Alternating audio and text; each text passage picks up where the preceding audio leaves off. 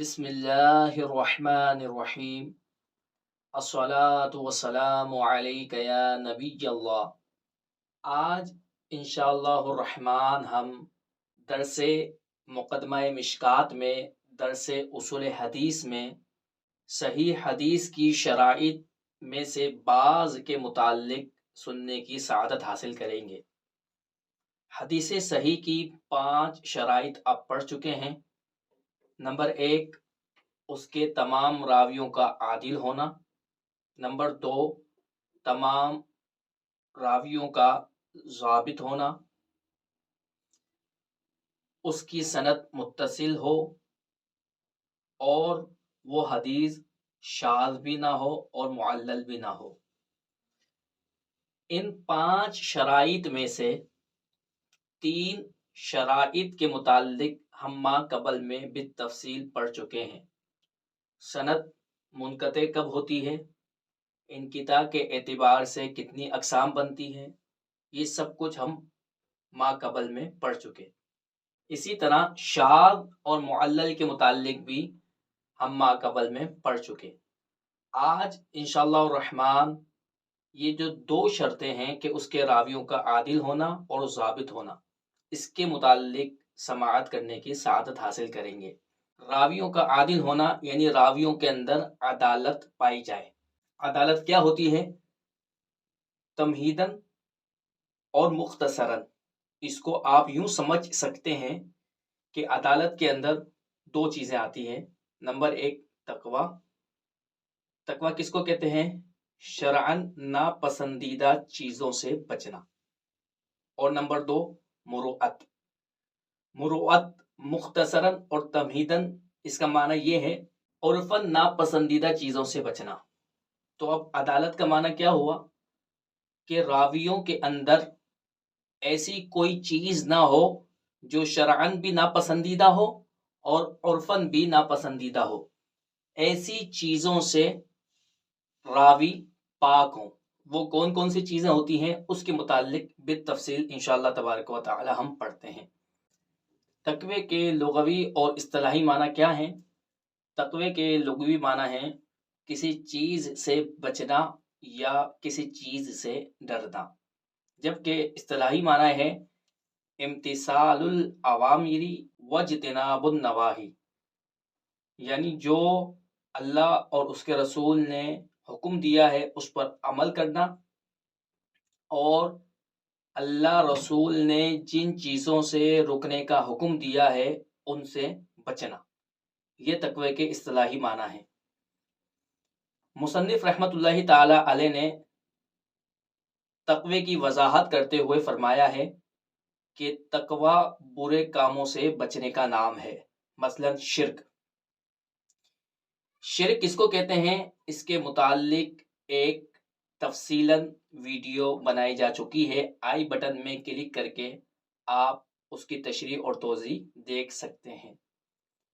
Number 2 فسق سے بچنا۔ فسق یعنی فعل حرام سے اور ترک واجب سے بچنا، حرام کام کرنے سے بچنا اور واجب کو چھوڑنے سے بچنا۔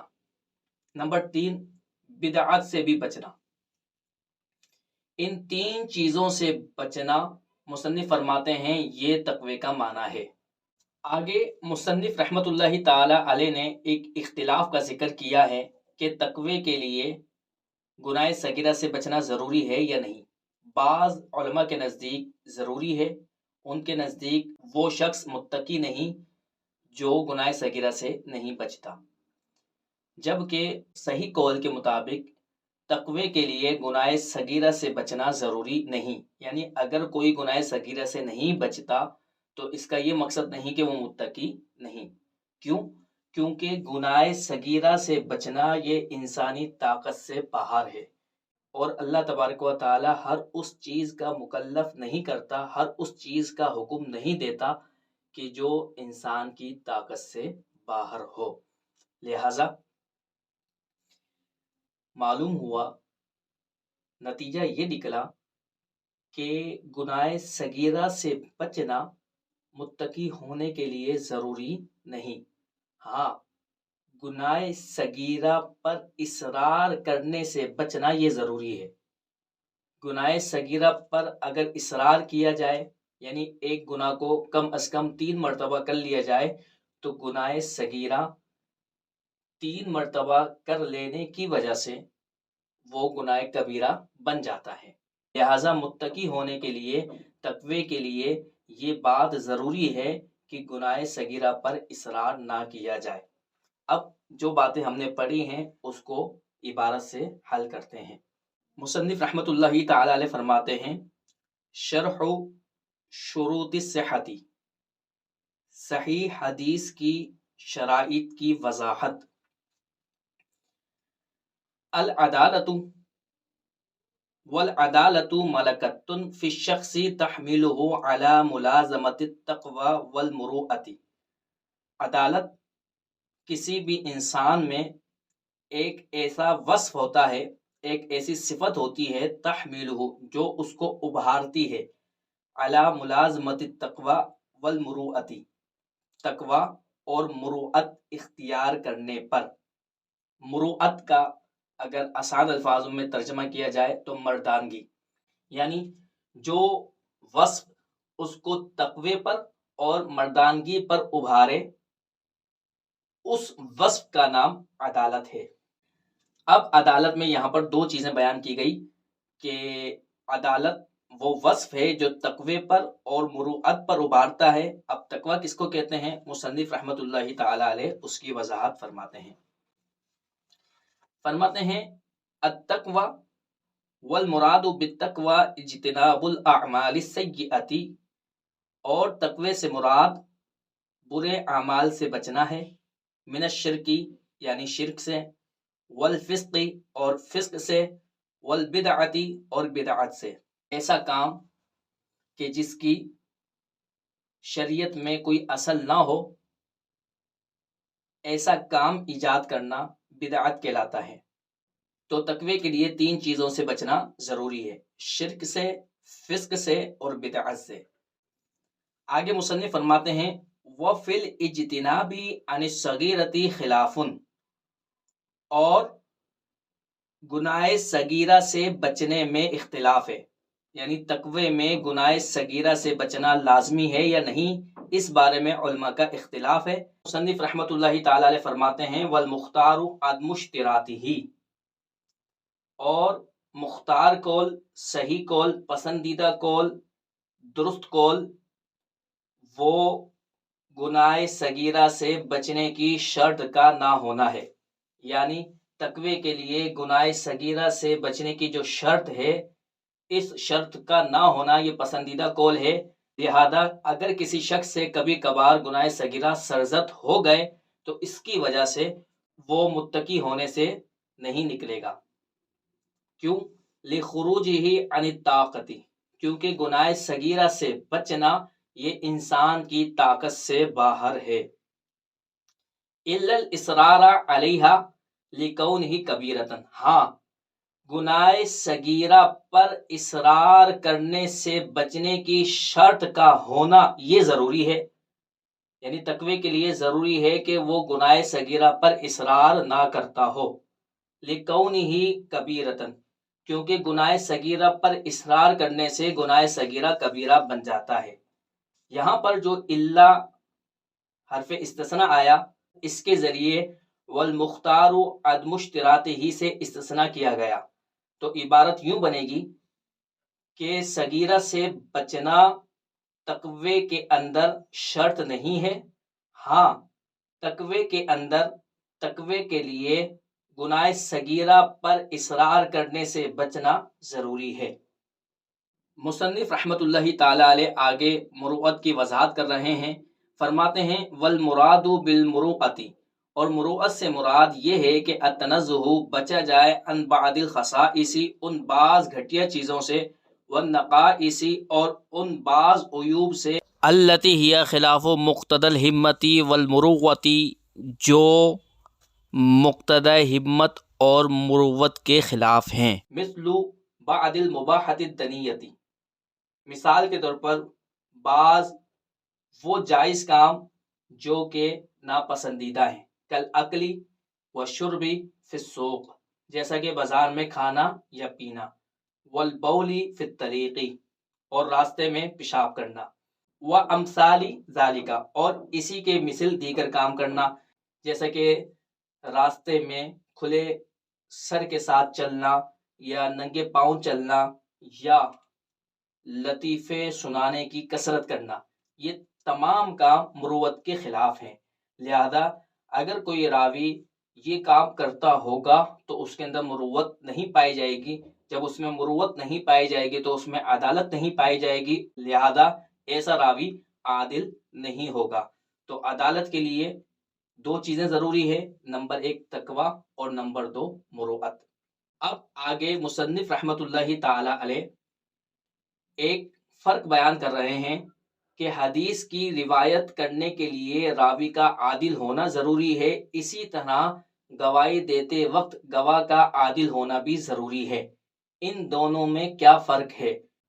مصنف رحمت اللہ تعالی علیہ نے ان دونوں کے درمیان ایک فرق بیان کیا ہے، جبکہ امام جلال الدین سیوطی رحمت اللہ تعالی علیہ نے ان دونوں کے درمیان تدریب الراوی کے اندر 21 فرق بیان کیے ہیں۔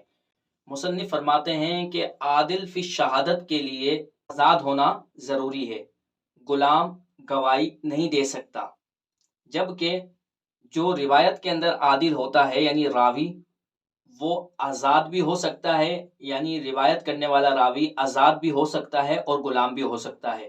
تو عادل فی شہادت اور عادل فی روایت میں فرق کیا ہے کہ عادل فی شہادت صرف آزاد ہی ہو سکتا ہے، اور عادل فی روایت آزاد بھی ہو سکتا ہے اور غلام بھی ہو سکتا ہے۔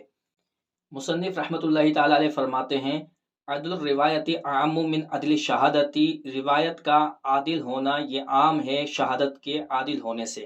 آگے فرماتے ہیں وَيَنبَغِي أَن يُعْلَمَ، اور مناسب ہے کہ جان لیا جائے کہ روایت کا عادل ہونا یہ عام ہے شہادت کے عادل ہونے سے۔ فَإِنَّ، کیونکہ عدل شہادتی، شہادت یعنی گواہی کا عادل ہونا، مخصوص بالحر، یہ آزاد کے ساتھ ہی خاص ہے، وعدل الروایتی، اور روایت کا عادل ہونا، یشمل الحر والعبد، یہ آزاد اور غلام دونوں کو شامل ہے۔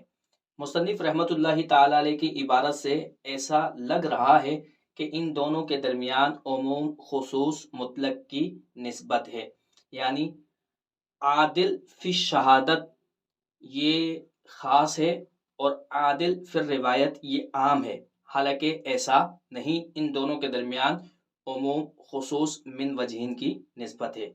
یہاں تک عدالت کے متعلق گفتگو ہماری مکمل ہوئی۔ حدیث صحیح کی دوسری شرط یہ تھی کہ حدیث صحیح کے راوی ضابط ہوں، یعنی ان کے اندر ضبط پایا جائے۔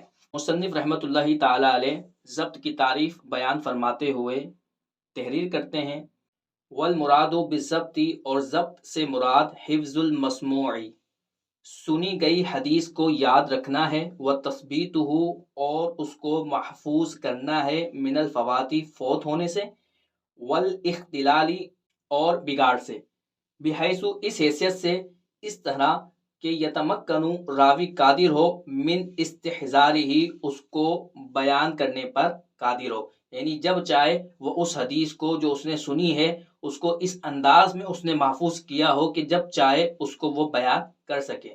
آگے مصنف رحمت اللہ تعالی علیہ ضبط کی تقسیم کرتے ہوئے تحریر کرتے ہیں وہو قسمان، اور ضبط کی دو قسمیں ہیں، ضبط الصدری، سینے کا ضبط، و ضبط الکتابی، اور کتاب کا ضبط۔ ضبط صدر یعنی سینے کا ضبط کیا ہے؟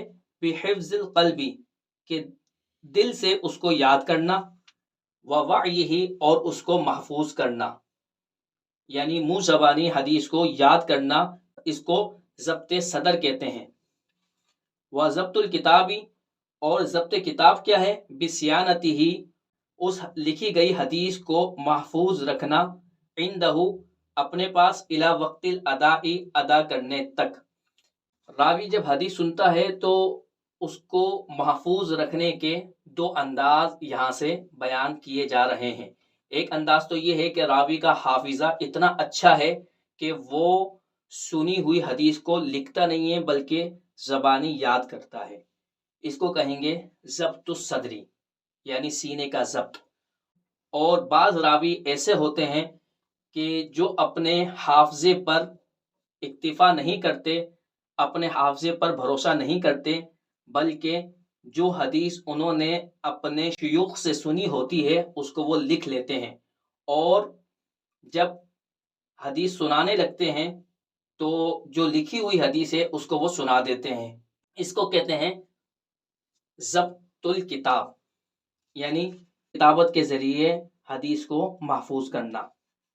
یہاں پر مصنف رحمۃ اللہ تعالی علیہ نے ضبط الکتاب کے اندر یہ شرط لگائی ہے کہ وقت ادا تک اپنے پاس محفوظ رکھے، تو یہ حقیقتاً اپنے پاس محفوظ رکھنا شرط نہیں، بلکہ شرط یہ ہے کہ تغیر اور بگاڑ سے وہ تحریر محفوظ ہو۔ لہذا اگر کسی با اعتماد شخص کے پاس بھی لکھی ہوئی حدیث کو وہ رکھ دیتا ہے تو یہ ضبط کتاب کے خلاف نہیں، اس صورت میں بھی ضبط الکتاب پایا جائے گا۔ راوی کا ضابط ہونا کیسے معلوم ہو، تو اس کے متعلق علماء نے ایک نشانی بیان کی ہے کہ اگر اس کی روایت ثقہ راویوں کی روایت کے مطابق ہے، معمولی سا اختلاف ہے، تو وہ راوی ضابط کہلائے گا، اور اگر اس کی اکثر روایات ثقہ راویوں کے خلاف ہوگی تو اس صورت میں وہ راوی ضابط نہیں کہلائے گا، ضبط والا نہیں کہلائے گا۔ اللہ تبارک و تعالیٰ کی بارگاہ میں دعا ہے کہ اللہ تبارک و تعالیٰ ہمیں اچھی طرح علم اصول حدیث پڑھنے پڑھانے کی توفیق عطا فرمائے۔ وما علینا الا البلاغ المبین۔